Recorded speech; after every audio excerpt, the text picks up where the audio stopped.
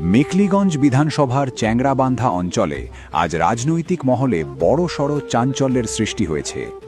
তৃণমূল কংগ্রেসের দুর্নীতি ও চাকরিচুলের অভিযোগের প্রতিবাদ জানিয়ে একাধিক প্রভাবশালী নেতা ও কর্মী আজ বিজেপিতে যোগদান করেন। তৃণমূল ছাত্র পরিষদের প্রাক্তন অঞ্চল সভাপতি সম্রাট রায়, তৃণমূলের ৬৭ নম্বর বুথের প্রাক্তন বুথ সভাপতি নীরেন রায় এবং তৃণমূল নেতা তাপস রায় সরকার আনুষ্ঠানিকভাবে আজ বিজেপির পতাকা গ্রহণ করেন।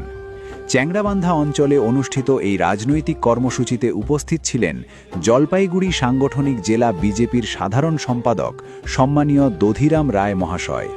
নবাগত কর্মীদের হাতে দলীয় পতাকা তুলে দিয়ে তিনি বলেন, রাজ্যের দুর্নীতি ও বেকার যুবকদের সঙ্গে প্রতারণার বিরুদ্ধে এই যোগদান একটি গুরুত্বপূর্ণ বার্তা বহন করছে।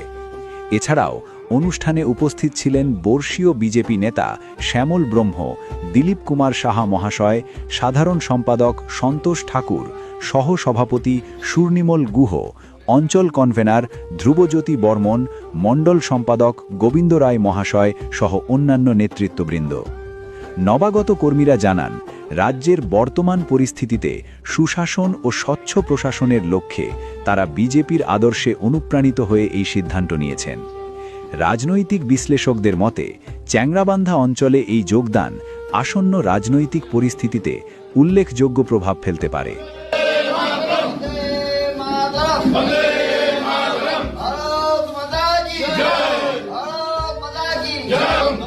ভারতীয় জনতা পার্টিতে জানাই স্বাগতম।